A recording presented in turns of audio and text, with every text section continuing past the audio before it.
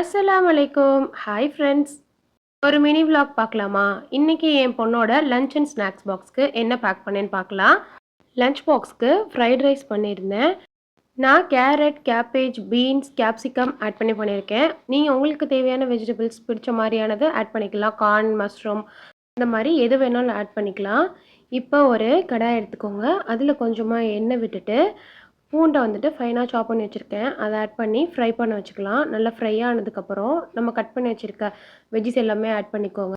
கூடவே தேவையான அளவு உப்பு மட்டும் ஆட் பண்ணிவிட்டு நல்லா சாட்டே பண்ணிக்கலாம். வெஜிடபிள்ஸ் வந்து ஓவர் குக் ஆகிடக்கூடாது. ஃப்ரைட் ரைஸுங்கிறதுனால ஒரு ஹாஃப் குக் ஆனால் போதும். இப்போ அதில் நான் 2 முட்டை சேர்த்துக்கிறேன். முட்டைக்கு தேவையான அளவு உப்பு, அதுக்கப்புறம் பெப்பர் ஆட் பண்ணிவிட்டு லைட்டாக ஸ்க்ராம்பிள் பண்ணி விட்டுக்கோங்க. இப்போ எல்லாத்தையும் ஒன்றா மிக்ஸ் பண்ணி விட்டு இன்னைக்கு பாஸ்மதி ரைஸ் எடுத்து அதை நல்லா வாஷ் பண்ணிவிட்டு 20 மினிட்ஸ் ஊற விட்டுட்டு அதை வேக வச்சு ட்ரைன் பண்ணி வச்சுருக்கேன். அந்த ரைஸையும் எடுத்து ஆட் பண்ணிக்கலாம். ஆட் பண்ணிவிட்டு கூடவே கொஞ்சமாக பெப்பர் ஆட் பண்ணிக்கோங்க. இது கூட நீங்கள் ஸ்ப்ரிங் ஆனியன் இருந்தாலும் ஆட் பண்ணிக்கலாம். என்கிட்ட இல்லாதனால நான் ஸ்கிப் பண்ணிட்டேன். நல்லா மிக்ஸ் பண்ணி விட்டுக்கோங்க. அவ்வளோதான், நல்லா ஃப்ரைட் ரைஸ் ரெடி ஆயிடுச்சு. ஸ்நாக்ஸுக்கு வந்துட்டு இன்றைக்கி ராகி சாக்கோ பேன்கேக் பண்ணியிருக்கேன். அதுக்கு ஒரு செவ்வாழை எடுத்து அதை மிக்ஸி ஜாருக்கு போட்டுக்கோங்க. 2 டேபிள் ஸ்பூன் அளவுக்கு வந்துட்டு ராகி ஃப்ளார் ஆட் பண்ணிக்கோங்க. ஒரு பிஞ்ச் வந்துட்டு பேக்கிங் பவுடர் ஆட் பண்ணியிருக்கேன். 1/2 டேபிள் ஸ்பூன் அளவுக்கு கொக்கோ பவுடர், அது கூடவே 2 டேபிள் ஸ்பூன் அளவுக்கு நாட்டு சக்கரை ஆட் பண்ணியிருக்கேன். இது கூட 1 டேபிள் ஸ்பூன் அளவுக்கு நான் மில்க் பவுடர் ஆட் பண்ணியிருக்கேன். உங்களுக்கு வேணும்னா நீங்கள் பால் கூட சேர்த்துக்கலாம். அது கூட ஒரு முட்டை சேர்த்துட்டு நல்லா பிளெண்ட் பண்ணி எடுத்துக்கோங்க.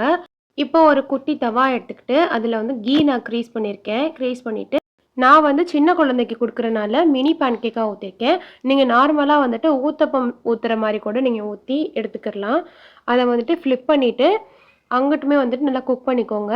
அதுக்கு மேலே வந்துட்டு கொஞ்சமாக வந்துட்டு நெய் க்ரீஸ் பண்ணிக்கோங்க. அவ்வளோதான், சூப்பராக ரெடி ஆகிடுச்சு பேன்கேக். மேலே கொஞ்சமாக வந்துட்டு ஹனி மட்டும் ட்ரிசில் பண்ணிவிட்டு நீங்கள் குழந்தைங்களுக்கு கொடுத்துடலாம்.